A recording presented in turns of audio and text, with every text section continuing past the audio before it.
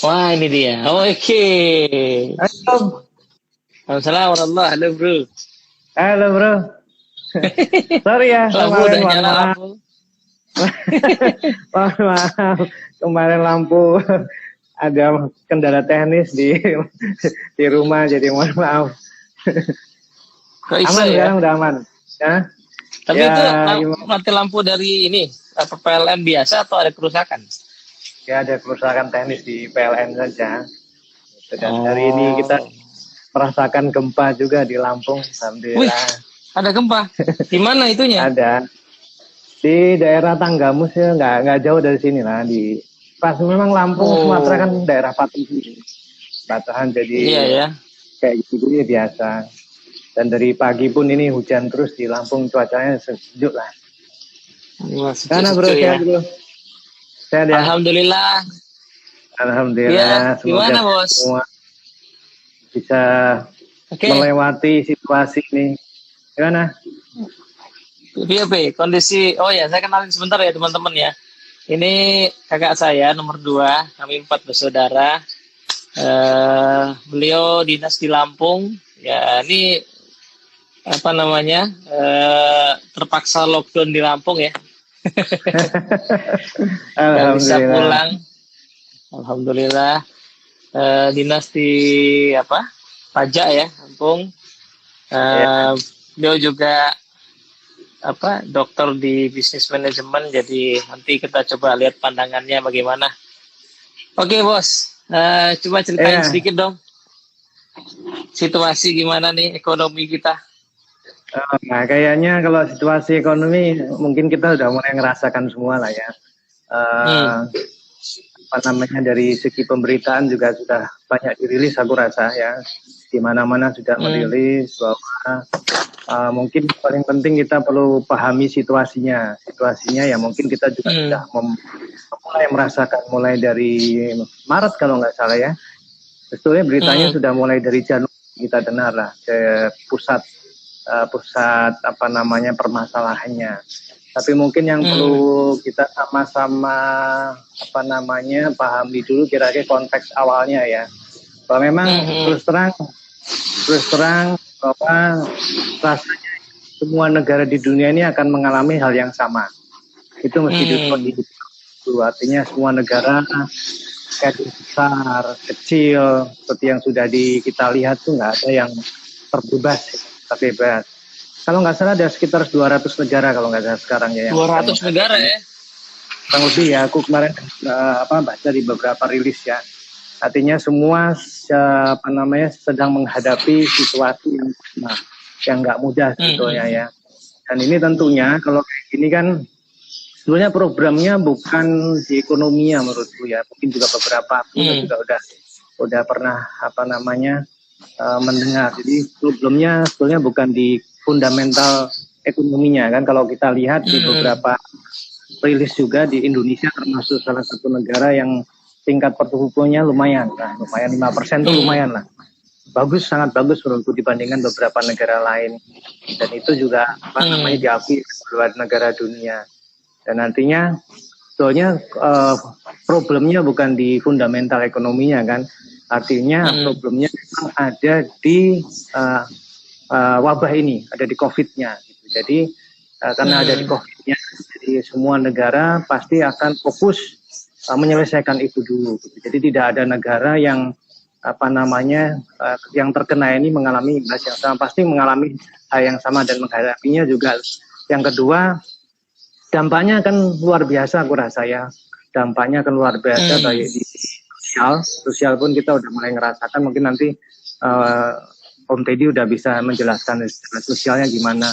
Kemudian secara ekonomi pasti ya, ekonomi pasti perdagangan mengalami perlambatan, ekspor impor. Yang mana juga yang pasti udah kelihatan banget bos? Pemasukan pajak yang udah kerasa turun banget yang mana? Oh, pasti terasa kan. Kalau pajak itu kan dampaknya mengikuti ekonomi kan ya. Nah, ketika Yang mana ekonominya yang paling celok banget yang mana?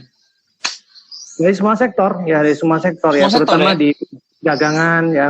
Yang mengalami ekspor impor dulu tuh pasti kena. Yang mengalami ekspor Ekspor impor itu impor. dari Januari udah mulai terasa kan. pusat sentral problem COVID pertama kali kan terjadi di Cina ya, di Wuhan itu. Kita tahu Cina itu negara tradingnya luar biasa besar di dunia ini. Ya, jadi kayak di Indonesia, contoh di Sumatera saja. Di Sumatera itu kan salah satu penghasil sumber daya alam terbesar lah gitu ya di Indonesia. Sumber daya itu kan kita, contoh batu bara aja kan itu kan banyak dikonsumsi juga oleh negara-negara besar seperti China untuk bahan baku awal. Yang ketika negara itu sedang mengalami masalah, ya gitu kan, sedang mengalami masalah di wabah ini, ekonominya di sana juga terganggu. Produksinya juga punya berhenti. Produksinya berhenti, otomatis bahan bakunya yang sudah dischedulkan dengan kita segala macam pasti akan tertunda.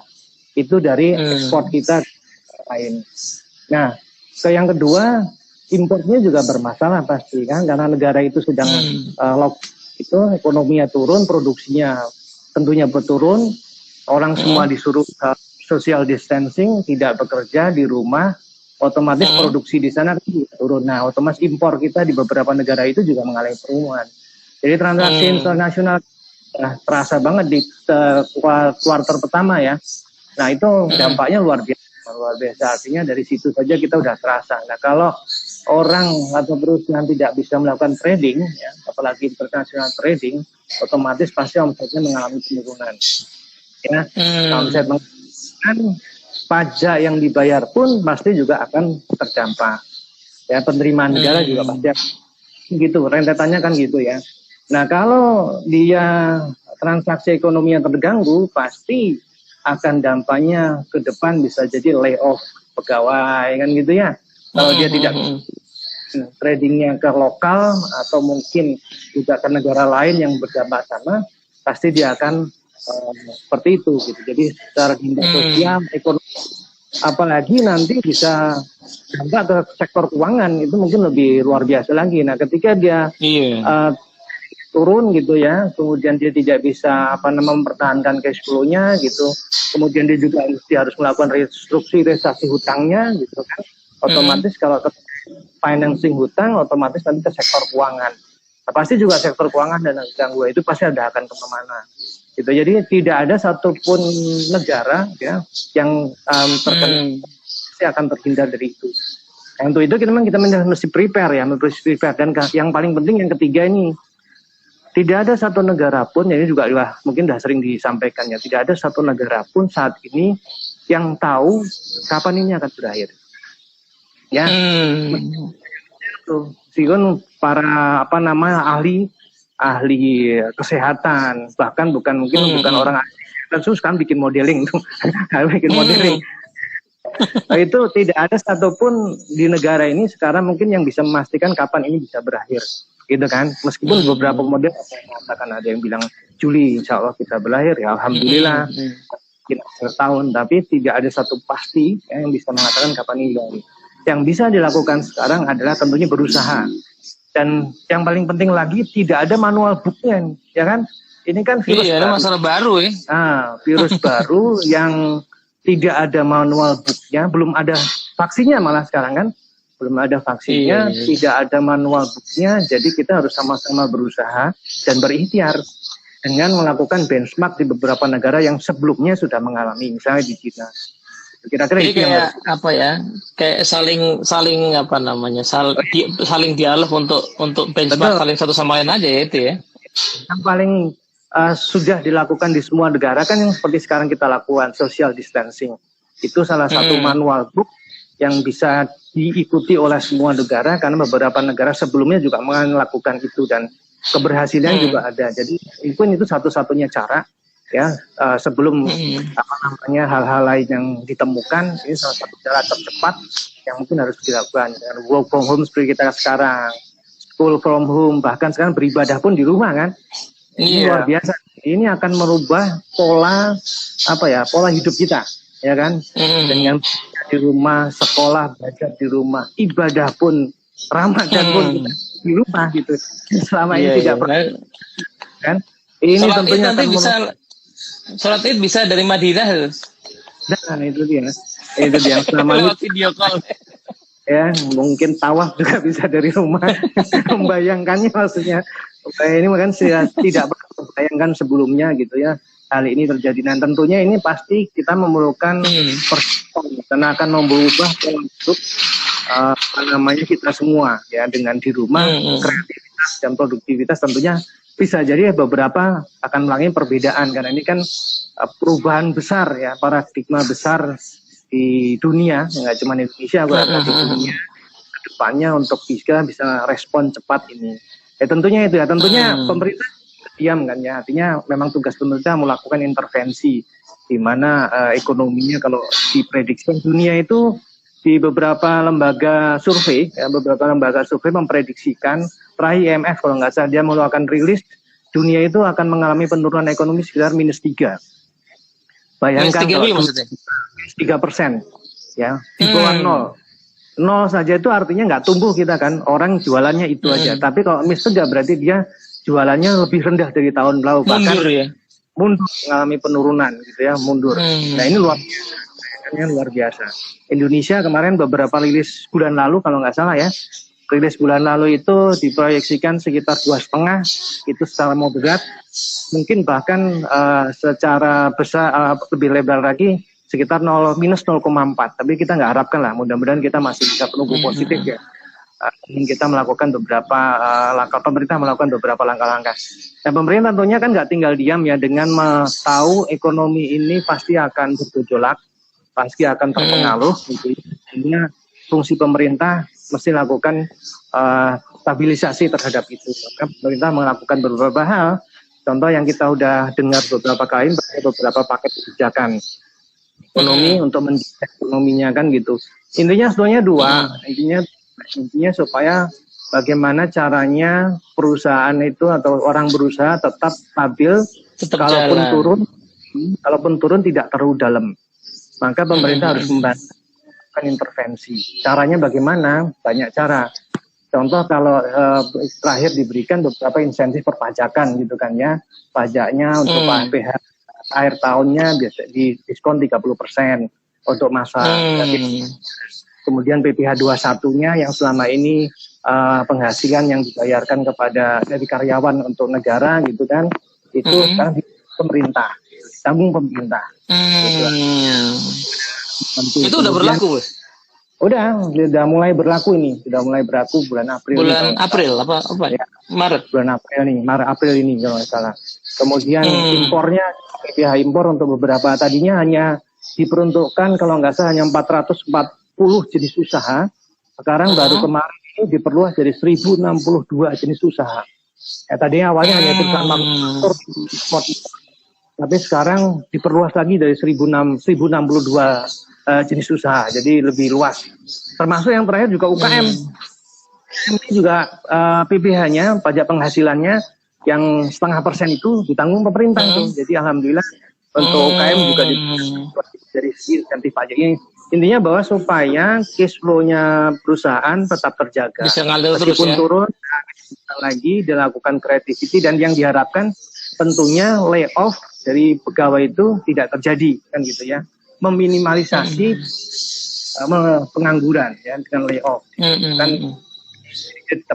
yang pertama. Kedua dari sektor, kalau nggak salah terakhir juga dari sektor keuangan tuh. Sektor keuangan ada insentif suku dan kemudian reschedule segala macam, itu upaya-upaya yang dilakukan pemerintah. Itu dari segi usaha. Kemudian yang kedua tentunya harus mempertahankan daya beli masyarakat. Jaga cash flow ini dijaga. Kemudian yang kedua dari segi masyarakatnya sendiri harus dijaga juga, untuk terutama untuk level mungkin menengah ke bawah. Itu mesti dijaga dengan diberikan beberapa bantuan-bantuan, kalau nggak salah ada 6 atau 8 program itu, bantuan sosial. Kemudian intinya untuk mempertahankan daya belinya, ada kartu prakerja, ada kemudian bantuan macam-macam lah. Itu tujuannya tadi tetap mempertahankan daya belinya, yang mempertahankan daya beli masyarakat tetap tinggi. Kalaupun tidak ada, pemerintah memberikan bantuan sosial dan segala macam. Tapi semuanya ini tergantung pada diri kita sendiri nih, Om. Bagaimana kita bisa mentaati social distancing ini dengan baik. Ya selama ini nggak ada ini ya, nggak ada jalan lain kayaknya ya, itu doang sekarang kita ya. Selama ini makanya manual booknya sementara untuk ini adalah social distancing itu. kehidupan betul-betul interaksi betul-betul dibatasi. Alhamdulillah kita ada dunia internet seperti ini kan. Jadi dibayangkan kalau itu terjadi pada masa beberapa dekade tahun lalu ya. Sekarang alhamdulillah orang mulai merubah pola pikirnya dengan melakukan segala sesuatu yang menggunakan dunia virtual. Ini akan berubah hidup kita semua. Nah, tapi ada beberapa segmen yang nggak bisa dilalui dengan itu. Kita mau nggak mau pemerintah mesti melakukan intervensi menjaga social safety, melakukan social safety net namanya. Jadi jaring pengaman sosial itu harus dilakukan untuk masyarakat-masyarakat yang menengah ke bawah atau bahkan yang terdampak. Tentunya bantuan sosial langsung segala macam harus diberikan. Ya harus jemput bola ke sana. Setiap pemerintah daerah sekarang pasti sibuk menjaga masyarakatnya. Nah ini kan orang nggak boleh pergi. Ya kan, orang nggak boleh pergi. Ya, siapa yang mau ngasih dia makan kan gitu? Kalau nggak dikasih makan pasti keluar lagi, kan gitu kan? Pasti dia jualan lagi. Nah kalau jualan lagi kemana-mana pasti risikonya akan semakin tinggi. Gitu. Jadi kalau social distancing ini nggak kita lakukan secara disiplin, mungkin kemungkinan trennya akan lama sekali. Menurun. Jadi satu-satunya jalan sementara yang dipikirkan adalah tentunya itu pasti ada biaya yang dikeluarkan kan ya. Itulah namanya pemerintah melakukan intervensi, memberikan pengamanan supaya ekonominya kalaupun turun tidak terlalu turun atau tidak terlalu jatuh. Beberapa waktu lalu pemerintah mengeluarkan Perpu kan, ini kan bentuk kegentingan, dianggap kegentingan karena memang aturan kita kan nggak ada yang tidak kompatibel terhadap situasi ini kan. Jadi situasi ini berbeda dengan tahun 98 maupun tahun 2008 krisis waktu itu sangat berbeda. Ya, sangat berbeda pengaruhnya. Sumber masalah krisisnya pun berbeda. Sehingga tentunya untuk menjaga governance kita semua ya pemerintah akhirnya mengeluarkan Perpu itu. Mengeluarkan Perpu untuk bisa menjembatani beberapa ketentuan yang sebelumnya belum pernah ada. Contohnya itu ketika kita mesti menjaga ekonomi pasti ada biaya di situ yang ditimbulkan kan ya untuk bisa menjaga itu mau tidak mau mesti dilakukan. Kan kita tidak menginginkan juga masyarakat dibiarkan dan begitu ekonominya dibiarkan kan nggak mungkin ya kan pasti chaos tentang ke depan. Jadi kalau muncul masalah lain lagi ya masalah sosial pasti, ya. Itu dia. Ketika ekonomi kita kurangi, aktivitas orang kota kurangin, mesti harus ada intervensi di situ. Nah, untuk itu dikeluarkan kan untuk sosial karena terus terang pajaknya kan turun. Penerimaan negara terbesar kan 70% pajak kan. Nah, kalau ekonominya turun, otomatis penerimaan negara pasti turun kan. Pajaknya pasti turun. Nah, kalau turun sementara biayanya meningkat gitu kan, biaya meningkat karena memang harus meningkat gitu kan. Nah, maka beberapa hal mesti dilakukan. Gitu, beberapa hal mesti dilakukan. Defisitnya pasti akan melebar. Kan dulu diatur di undang-undang itu maksimal hanya boleh 3%. Dengan situasi nggak mungkin lagi, pasti melewati. Ya. Nah, kalau kita harus merubah undang-undang itu butuh waktu lama. Ini situasi ini bergerak, jadi cepat banget. Ya, hari ini besok itu cepat banget. Jadi kalau nunggu berubah undang-undang pasti lama. Makanya pemerintah presiden punya wewenang untuk mengeluarkan Perpu untuk bisa melebarkan sedikit defisitnya untuk kita bisa mengamankan situasi. Itu kira-kira Om Deddy. Situasinya seperti itu. Nah sekarang mungkin tinggal kita menyikapinya secara pribadi seperti apa dengan melihat situasi seperti ini, ekonomi akan seperti itu. Mungkin juga ada beberapa di sini kita sudah merasakannya, perusahaan juga mungkin sudah cukup omsetnya menurun sehingga mengurangi aktivitasnya gitu kan. Kita juga minta bekerja dari rumah, akses keluar dibatasi gitu.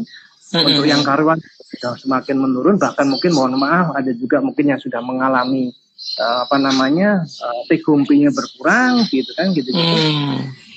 Sikapnya secara positif. Ya, artinya bahwa hal-hal ini ke depan mungkin akan terjadi beberapa bulan ke depan. Yang penting kita bisa memanfaatnya dengan baik karena ini tidak hanya kita zaman dulu soalnya juga sudah terjadi kan situasi kayak ini. Zaman Nabi juga ada pernah, malah kalau di wabah bukan hal yang baru sebenarnya ya. baru. Dan mungkin situasi namanya lockdown kan tidak hanya masalah wabah. Ketika orang kan bisa jadi diartikan sebagai lockdown kan. Contoh kayak cerita Nabi lock di perut ikan hiu kan gitu ya. Itu kan udah lockdown juga, sehingga dia pasti akan mendekatkan diri sama Allah Subhanahu wa taala kan itu. Ya kan? Jadi hanya menyangkut situasi kayak gini soalnya. Ketika kita ada problem, supaya kita bisa lebih kreatif, supaya kita lebih terbuka melihat problem itu menjadi sisi positif, itu juga lockdown sih menurut saya. Menurutku gitu. Itu bisa mengambil hikmah dari itu. Sebenarnya banyak banget pelajaran yang bisa kita ambil nih. Kalau di masa ini kita udah 3 kali berarti mengalami downside ekonomi ya. 98 ketika reformasi itu memang kondisi ekonominya berbeda waktu itu. Kita karena fundamentalnya juga hancur waktu itu ya. Sangat rapuh malah waktu itu 98. Dan kita juga belum bisa mengantisipasinya secara baik waktu itu. Kemudian turun, naik lagi, sudah mulai lumayan naik di tahun 2000, tahun 2008 ada lagi kalau ingat sumbernya di Amerika. Ya. Subprime mortgage gitu kan. Nah, itu kondisinya juga berbeda dengan 98. Dan sekarang ada lagi, dari 98 turun, kita sudah mulai naik lagi, dunia sudah mulai ada lagi. Kondisinya berbeda karena penyebabnya juga berbeda. Sekarang penyebabnya adalah wabah. Dan ini lebih kompleks menurut saya. Lebih kompleks karena seluruh dunia ini dia akan merembet kemana-mana. Sementara ada 2 hal yang harus diatasi ya. Mengatasi masalah penyakitnya dulu. Itu penyakitnya mesti diberesin dulu. Diberesin penyakitnya, ekonominya akan pernah pulih kan. Makanya pemerintah menganggap pemulihannya adalah terbesar untuk kesehatan. Jadi anggaran kita terbesar difokuskan menyelesaikan masalah COVID ini dulu. Gitu. Itu harus diselesaikan dulu supaya nanti setelah ini recovery sampai 2021, 2023 kalau tidak salah itu proses recovery-nya akan ke sana. Gitu. Jadi pasti bukan tahun depan ya recovery-nya ya. Ya, tidak ada yang tidak mungkin ya, tapi ya kita melakukan beberapa prediksi, beberapa ahli juga sudah memprediksi buat model dan pengalaman yang paling penting kan ya, pengalaman 98, pengalaman 2005, sekarang 2019, 2020 mengatakan bahwa recovery pasti memerlukan waktu. Memerlukan proses, kayak orang sakit aja kan, orang sakit tiba-tiba 2-3 hari kemudian dia langsung sepeda gitu, atau langsung aktivitas, mesti dia perlu waktu untuk recovery. Itu udah itu tuh. Jadi kita memang setelah saudara kita itu kan di PwC dia habis lockdown itu langsung di kantornya prokes perubahan target 3 tahun ke depan udah langsung. Iya, pasti. Di tempat di kita pun sama ya, di pajak, kemudian di APBN juga pasti akan mengalami perubahan struktur di tahun 2001, 2002 dan seterusnya. Karena yang terus terang di awal tahun kan kita belum pernah bicara kayak gini kan. Di beberapa negara, di beberapa forum dunia juga setauku bicaranya di awal-awal tahun kan masih optimis semua. Bahwa dunia masih akan, lagi Amerika juga optimis kan, masih tumbuh gitu kan. Bahkan mereka mulai menaikkan suku bunga. Kalau menaikkan suku bunga itu berarti dalam artian mereka confidence bahwa ekonomi akan tumbuh kan tahun-tahun ini. Itu awal, bayangin aja. Sekarang awal tahun dengan sekarang kan hanya 3-4 bulan tuh udah cuma 1 kuartal. Udah berubah total. Ini luar biasa gitu. Sekarang sudah nggak ada lagi yang ngomong kayak gitu. Malah sekarang sudah minus semua kan, proyeksinya minus semua. Singapura saja luar biasa juga, lebih dari kita gitu. Di beberapa negara.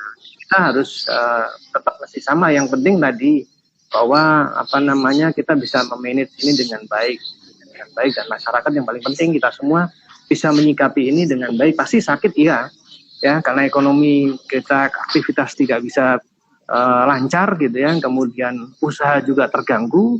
Itu pasti kita akan mengalami perlambatan ekonomi pribadi ya kan. Ekonomi pribadi pasti juga akan mengalami perlambatan. Sehingga kita perlu mencari cara-cara baru di dunia usaha, mungkin cara-cara baru untuk lebih kreatif mempertahankan ini kan gitu. Nah, ini memerlukan psikologi yang tadi yang lebih fasih menjelaskannya gimana kita mesti menyikapinya dengan melihat situasi ini. Pasti kan tadi kan pola kehidupan pasti akan berubah. Nah, ketika pola kehidupan berubah, mungkin tiap orang meresponnya juga beda-beda kan, Om. Jadi orang meresponnya beda-beda tergantung pada tingkat pengetahuan, pengalaman gitu ya. Mungkin yang dulu pernah mengalami 2008 juga mungkin punya pengalaman meresponnya. Sekarang mungkin mengalami nanti dengan eskalasi yang mungkin lebih besar. Nah, mungkin kayak gitu perlu tiap orang untuk bisa mempelajarinya. Mungkin psikologi juga pasti akan mempengaruhi tingkat stres kita, bagaimana kita bisa mengelola stres itu dan segala macam. Itu kira-kira, Om. Nah, sekarang tadi. Om. Thank you banget nih. Jadi situasinya menarik ya. Menarik itu bukan berarti menyenangkan sih ya, tapi menariknya karena memang sepertinya kayak kita dipaksa ada dalam situasi yang kita nggak bisa ngapa-ngapain kalau melihat rencana-rencana kita yang kemarin gitu kan.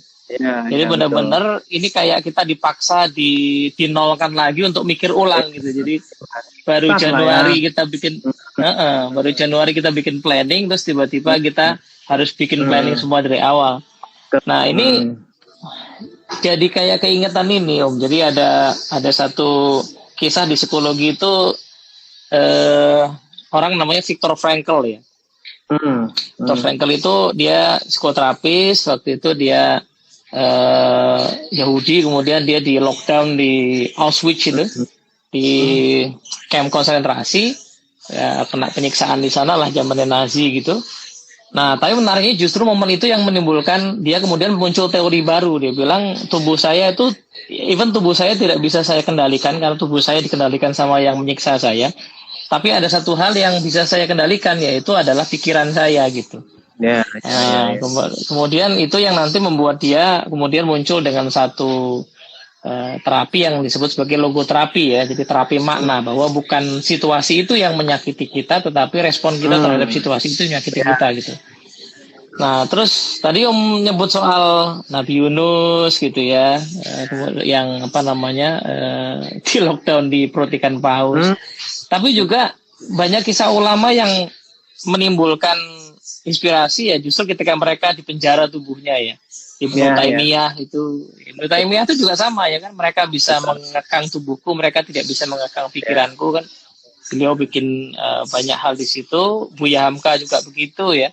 Artinya kita ini kan masih mending ya, tubuh kita ya dibatasi pergerakannya, tetapi sebenarnya tidak segitu di penjaranya lah ya. Nah, yang menarik adalah, jadi ada satu bahasan kemarin di satu buku namanya Nonsense Om. Jadi judul bukunya Nonsense itu dia cerita penulisnya di Amerika itu ada satu momen krisis ya. Itu aku lupa yang tahun berapa krisisnya. Itu di momen itu lucu. Kalau kita lihat sekarang ya lucu ya. Lucunya itu adalah angka pernikahan di masa krisis itu dengan angka perceraian itu jumlahnya sama. Oh ya. Ini kan aneh. Gitu ya. Di mana-mana kan yang lebih rendah harusnya perceraian kan. Ya, bagaimanapun yang menikah itu ya kan lebih settle lah. Tapi kok bisa sama gitu? Artinya sementara orang masih ya terus menikah, tapi sementara yang bercerai juga banyak, karena kesimpulan sementara di buku Nonsense itu bilang begini, bahwa orang itu punya toleransi terhadap ambiguity. Jadi kita tuh setiap hari menghadapi ambiguitas, tapi kita ada titik toleransinya lah. Sama kayak dia ambil perumpamaan gini, sama kayak sehari-hari kan kita ngirup karbon dioksida tuh. Kalau kita ngirupnya pagi sedikit, siang sedikit, malam sedikit, tubuh kita nggak apa-apa karena ada toleransinya. Tapi kalau di mobil itu dibekep kita ya, kalau di film-film detektif itu dibekep gitu, orang disuruh ngirup karbon dioksida itu nggak nyampe 15 menit udah pingsan mesti. Karena toleransinya udah kelewatan gitu. Nah, sebenarnya yang paling berbahaya di kondisi sekarang itu bukan situasinya yang tidak menentu, tetapi toleransi terhadap ambiguitas yang tidak segera kita atasi. Nah, menariknya kalau ngambil dari cerita Pak Viktor Frankl tadi, dia itu segera mengambil fokus. Jadi pikiran itu kan masalahnya, pikiran itu kan cair ya. Kalau dia tidak diisi, nggak diarahkan, maka dia akan diisi oleh yang lain, Bos. Ya, betul. Nah, ini kayak contoh lah, ini kalau kondisi normal, ini kan lagi bulan Ramadan, gitu ya. Nanti menjelang 10 hari terakhir itu, kalau kondisi normal, itu justru orang sudah mikir yang lain tuh, mikir baju, mikir liburan, mikir cuti, ya kan? Sekarang nggak ada Bukan semua, karena ya. dia, Betul. nah iya, bukan karena dia nggak pengen ibadah, bukan, tapi karena situasi di sekelilingnya tuh memasukkan ide dalam pikirannya gitu. Ya. Nah, jadi makanya sebagian orang kemudian memilih untuk fokus nih, tapi nggak banyak yang bisa melakukannya ya. Terus cuti ya, jadi cutinya tuh di akhir 10 hari itu supaya tidak terstimulus kan gitu. Iya, betul. Nah, jadi penting untuk sekarang kita tuh segera mengambil fokus ya. Kalau Viktor Frankl tadi dia ngambil fokus, badanku nggak bisa aku kendalikan, maka pikiranku kuarahkan kemana ya. Kebetulan dia dosen, kemudian dia meneliti tuh situasi dirinya, dia bikin sebuah teori, nanti akhirnya jadi teori. Nah, Buya Hamka kemudian minta kertas, kebetulan sama yang nahan boleh dapat kertas, dia nulis aja gitu ya. Jadi sampai jadi satu tafsir gitu, tafsir Al-Azhar gitu ya. Sama kayak Said Qutb juga begitu kan. Nah, jadi kita perlu segera menentukan fokus ya, kita mau ngapain. Iya, betul. Nah, soalnya beberapa agenda itu udah misalnya nih, perusahaan punya punya lini produk ya. Yang paling kena kalau di tempatku ya karena kerjanya barang corporate ya, begitu corporate-nya pending, kita pending semua. Ya, ini kan sebenarnya membuka peluang bahwa harusnya kita mungkin bisa exercise di area yang kita nggak pernah exercise. Misalnya retail training lewat audio visual internet begini, online learning misalnya. Jadi ya itu pasti nggak langsung tiba-tiba kuartal depan langsung jadi untung, pasti enggak ya.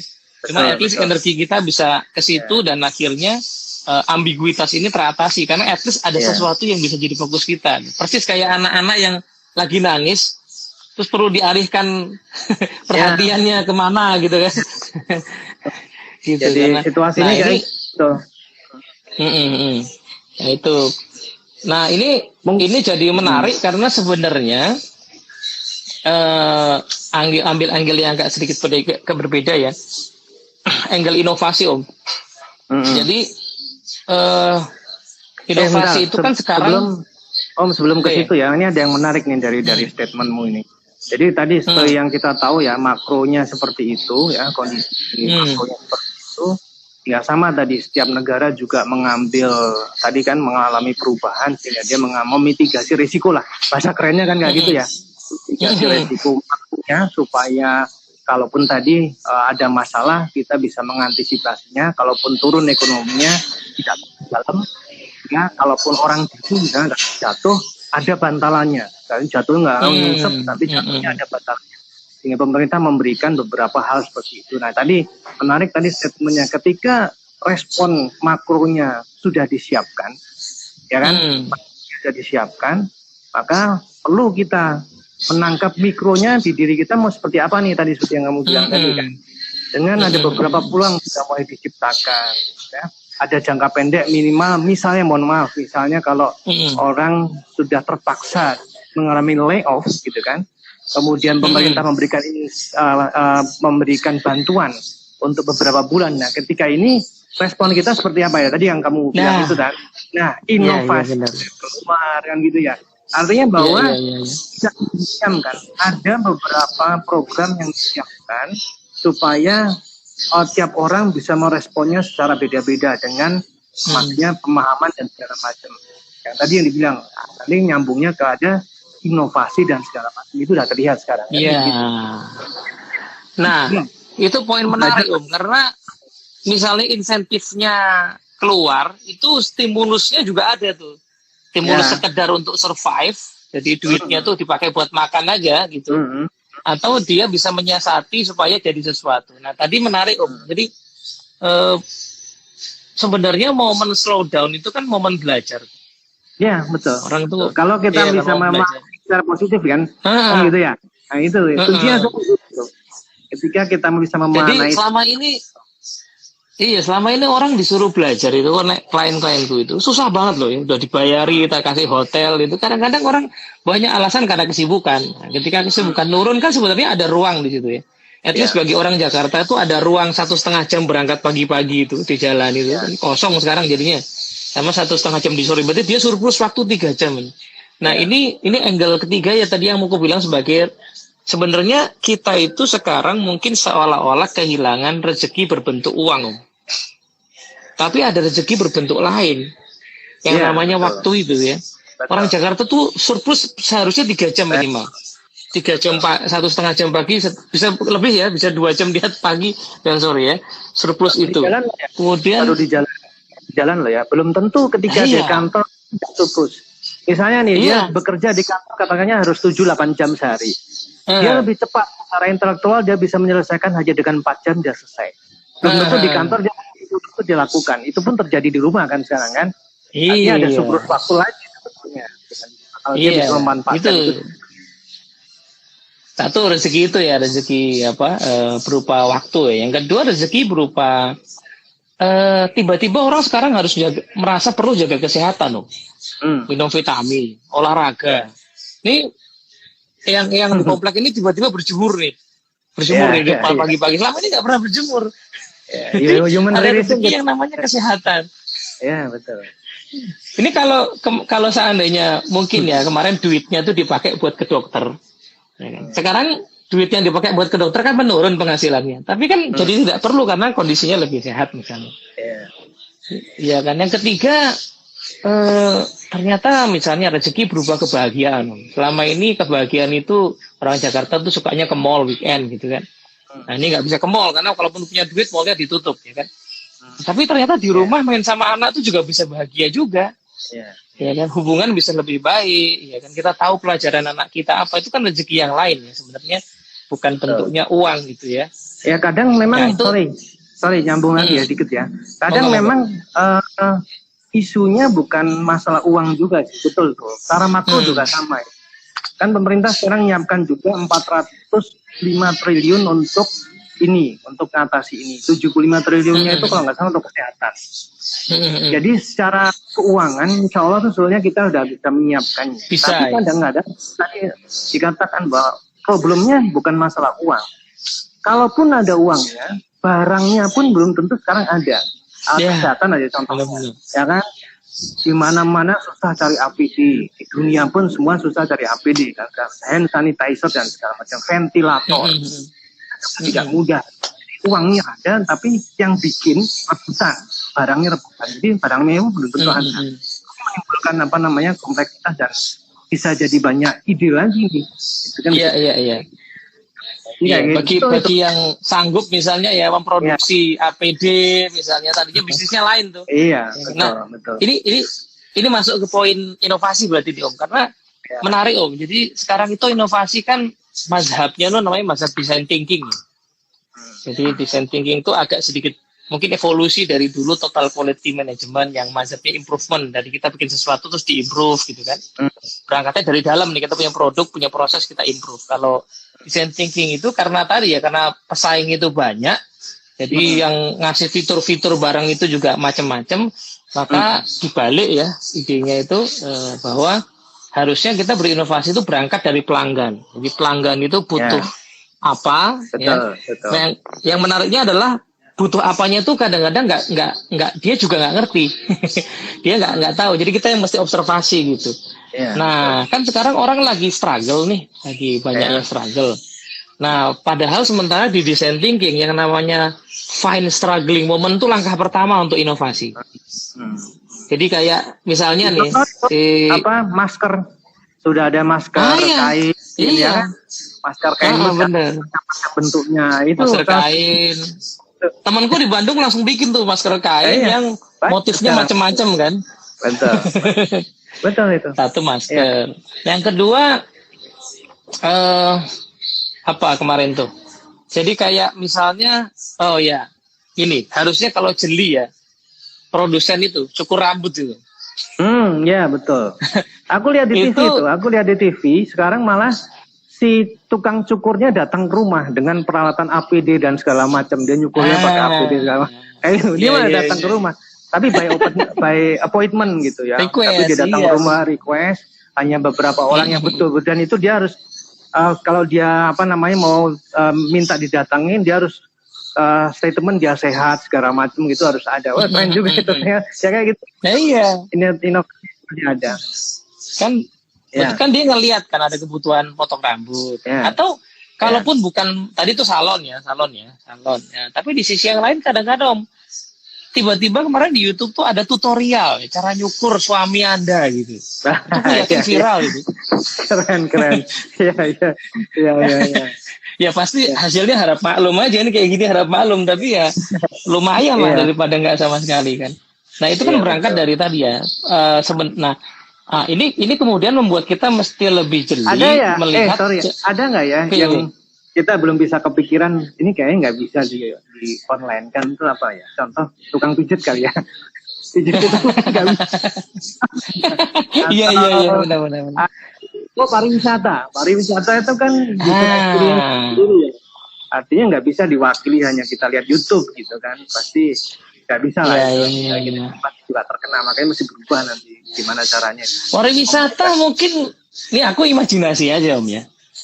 Kan sebenarnya kalau kita lihat ya, Miles itu kan dulu sering bikin film-film yang sebenarnya mempromokan pariwisata Om.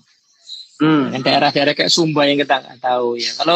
Kalau ada kemudian ya, tapi memang harus orang yang sana yang kemudian misalnya nih ya mereka memang tidak bisa didatangi orang sehingga dapat masukan dari situ, tetapi mereka bisa mempromosikan dengan satu gambaran tertentu yang bikin orang penasaran dengan apa yang ada di sana, dengan kerajinan yang ada di sana yang bisa dikirim dan segala macamnya gitu ya. Jadi karena kemarin temanku di bisnis IO itu juga ada cerita ya, otomatis bisnis IO berhenti semua. Nah, tapi dia segera mencoba ya, pasti nggak akan langsung untung ya, tapi dia segera switching ke online semua. Jadi kemarin aku udah mulai lihat tuh klien-kliennya dia Indosat itu bikin event, disupport sama dia, bikin event gitu online Om. Jadi senam bersama misalnya gitu, nanti ada instruktur senamnya tuh di rumahnya sendiri, terus orang nanti ngikutin panduan senamnya. Itu kan perlu didesain ya, jelas itu perlu IO yang mendesain kameranya supaya kelihatan dan segala macam. Jadi nah itu baliknya datangnya dari observasi, karena kita harus mengarahkan pikiran kita ke, nah ini menarik nih kemarin nih ada insight dari aku lupa siapa di Facebook. Jadi kita memang harus mengarahkan pikiran ke orang, bukan ke kita. Kan kalau lagi stres, kan kita yang kita pikir kan. Ya, betul.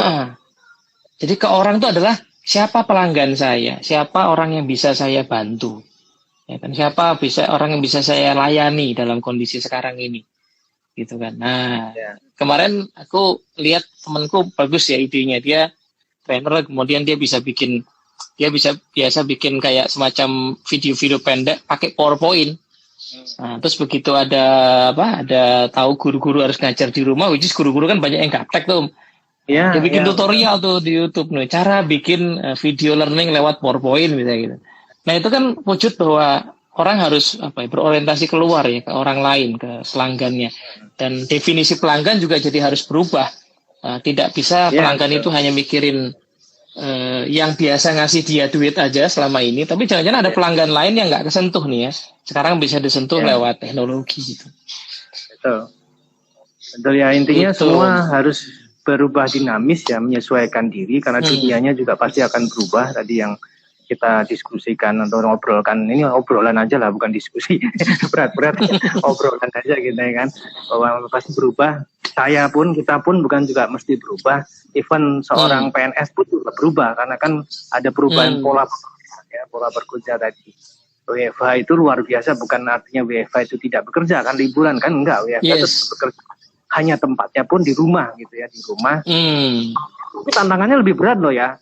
WFH itu tantangannya, gangguannya kadang-kadang lebih berat kan, gangguannya bisa melakukan TV kan lebih berat itu dibandingkan kita stay di kantor gitu kan, kemudian melakukan aktivitas yang sudah terencana gitu kan ya, itu pasti berbeda gitu. Jadi ya, itu aku akan sekarang berubah kondisinya pola hidup kita semua gitu. Rumah itu agak udah terhandle sekarang ini isunya nyampur nih hari libur sama hari kerja.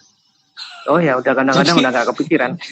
Kadang-kadang sorry ya, waktu kadang-kadang nggak ada batasnya, justru kadang-kadang kalau keingetan malam gitu kan, pagi sebelum jam kerja itu lebih nggak teratur lagi kadang-kadang, apalagi hari libur gitu ya, karena sudah bisa online gini kan, nggak harus datang ke kantor kita meetingnya, tinggal klik saja, panggil orang, yang penting kan ini harus nyala. Tapi harus nyala kan. Jadi waktunya kadang-kadang malah tidak terkendali. Karena kan pikiran tuh kadang-kadang muncul, inovasi munculnya kadang-kadang tidak harus menunggu kita jam kantor seperti biasa kan. Sekarang begitu ingat, supaya nggak lupa kita bisa langsung online segala macam. Jadi itu menurutku itu poin penting juga Om. Jadi kalau nyambung ke soal pikiran harus difokuskan tadi, sehingga karena nyampur ya, ini juga ada efek negatifnya sebenarnya Om. Jadi kadang-kadang energi kita tuh nggak terkendali, nggak fokusnya kemana itu nggak jelas ya. Nah, maka perlu dibuat. Nah, sekarang sebenarnya kemerdekaan berpikir kita untuk membuat batasan sendiri. Jam berapa kita mau taruh masuk kerja, jam berapa kita sudahi dulu ya, istirahat dulu. Ya, terutama istirahat siang yang aku rasakan nih di bulan puasa ini jadi nyampur ya. Kalau kita biasanya kan jelas 12 1 istirahat. Nah, sekarang ini kan nggak jelas kan. Terus nggak makan siang juga ya. Jadi kadang-kadang jam setengah 1 udah kepengen kerja lagi. Padahal sebenarnya kita masih bisa melakukan aktivitas lain untuk menyegarkan diri. Gerak-gerak misalnya, ibadah misalnya gitu ya. Yang itu diperlukan juga. Malam juga mungkin harus kita buat demarkasi supaya energi kita balik ya, recovery lagi. Kapan kita mesti sama keluarga. Nah, di sisi lain kalau ngomongin leadership, nah ini yang mesti kita tadi juga lihat ke tim member kita ya. Jangan sampai kita kasih kerjaan di luar jamnya gitu ya, keseringan ya, sekali-sekali oke lah, tapi keseringan karena itu nanti bisa mengganggu irama kehidupannya dia gitu ya. Akhirnya juga membuat hubungan kurang baik gitu. Oke, nanti gitu. Kita bahas aja ya kayak gitu ya, terkait detail itu. Iya. Pasti semua orang juga mengalami dan ini kan kalau nggak salah baru jalan sebulan ya. Meskipun sebenarnya ini bukan hal baru di dunia. Di beberapa negara itu kerja di rumah itu sudah banyak dilakukan. Even dia PNS, jadi dia bisa lakukannya. Jadi aku terakhir tuh beberapa tahun lalu ke Australia di kantor pajaknya Australia namanya ETU. Itu dia stepnya juga orang itu bekerja di mana kantornya itu dekat dari rumah, meskipun kantornya nggak di situ sebetulnya. Tapi dia bisa mengakses kantor terdekatnya. Meskipun contohnya gini, aku home base di Jakarta gitu ya, tapi kantor saat ini di Lampung. Saya nggak harus datang ke Lampung, gitu. Saya hanya bisa datang atau saya bisa datang di kantor terdekat saya untuk mengakses di kantor saya di Lampung. Nah, bagaimana dengan yang di Lampung? Jadi begini, di Lampung itu satu kantor isinya orang yang mungkin bukan anak buahnya. Anak buah ada orang di Jakarta, ada juga yang bosnya mungkin di Medan, tapi dia ngumpul. Kayak apa namanya tuh? Co-working space ya, jadi kantor dia. Iya. Memang sama-sama orang pajak, tapi leadernya bukan di situ, belum tentu di situ. Tapi itu adalah bagaimana dia melakukan meeting ya kayak gini aja gitu. Kalau aku ada perlu tinggal aku kontak bosku di sana atau bosku kontak aku, kita ketemu. Mungkin hanya perlu sebulan beberapa kali aja dia perlu physical meeting, tapi itu udah itu sangat efisien, very efisien. Ya, saya membayangkan ini mungkin salah satu masa di mana kita akan dipaksa suatu saat untuk mengefisiensikan pekerjaan ke depan, kira-kira mungkin suatu saat akan ke arah ke sana. Ini proses pembelajaran.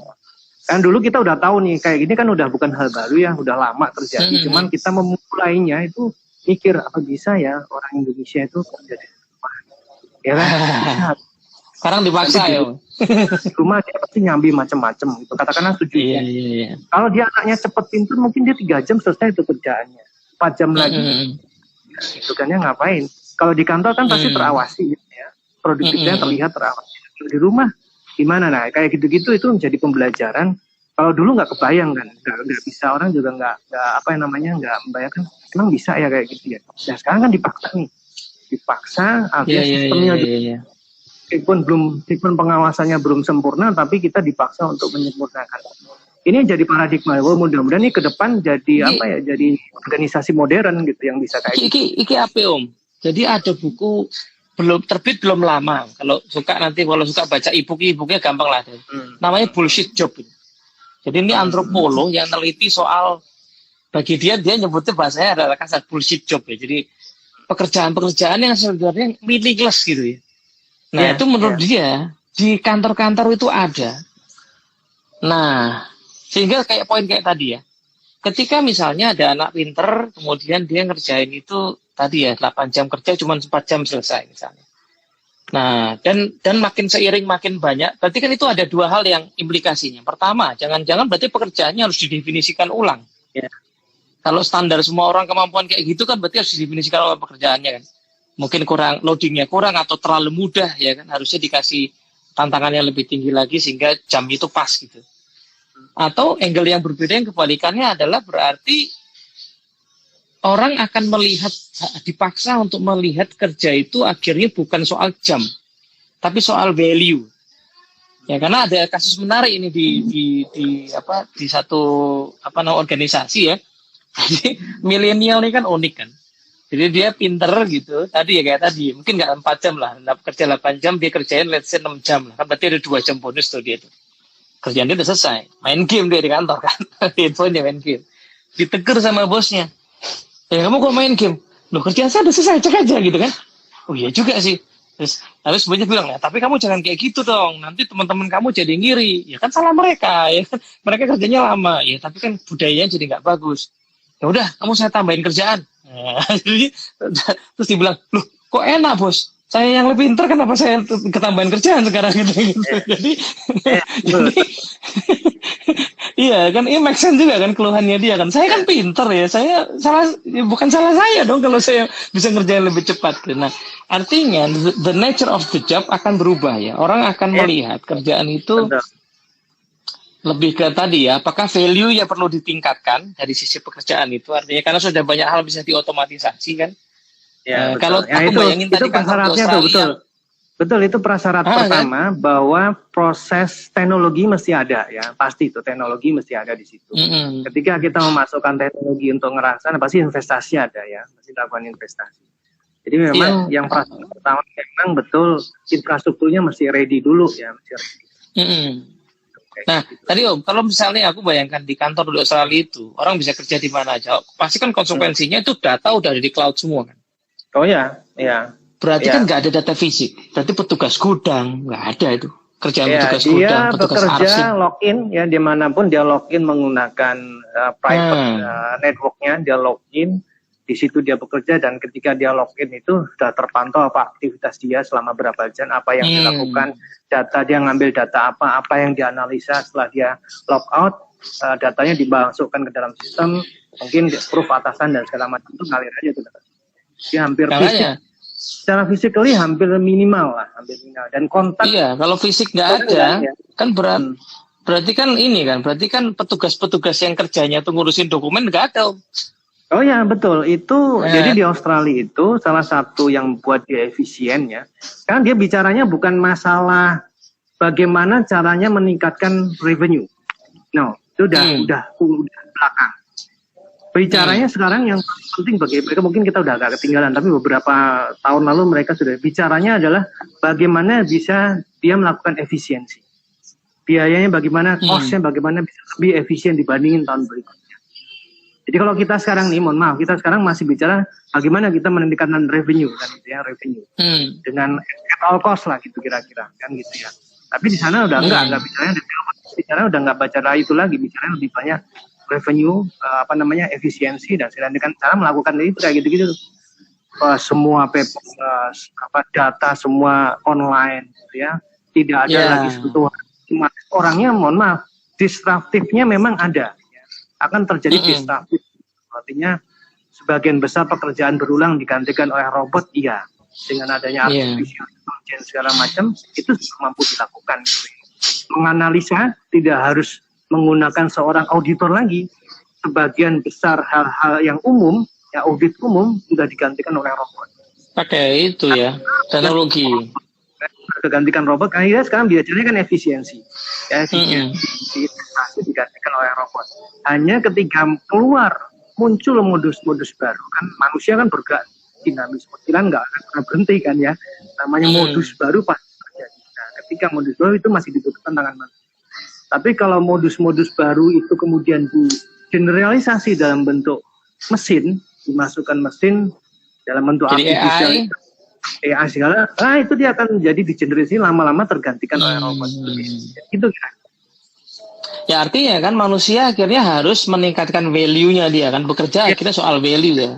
efisiensi itu kan sebenarnya di baliknya ada soal value yang diberikan. Ini resource-nya sekian, saya bisa memberikan nilai seberapa kan. Akhirnya orang harus prosesnya dimulai, mudah-mudahan ini dimulai dari sekarang ini dengan kita apa seperti tadi yang Om Teddy jelasin bahwa memang tadi beberapa kondisi itu menyebabkan orang pasti berkreasi.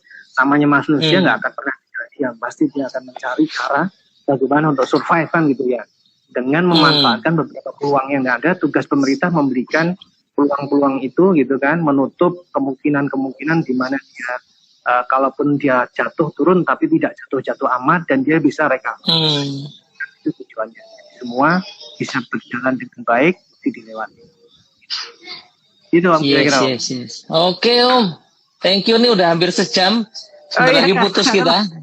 Ya udah, ntar kapan-kapan disambung lagi, masih banyak hal itu terkait bagaimana tadi. Nanti ngomongin value inovasi tadi menarik juga Om, karena kita itu Australia beda lagi di tahun 2016 ketika aku ke Taiwan. Nah itu ada hal menarik lagi. Mirip kayak gini juga sebetulnya. Di mana sebuah negara kecil yang dipeta itu kayak seumit gini doang. Taiwan itu kan dipeta segini doang tuh. Seumit gini doang.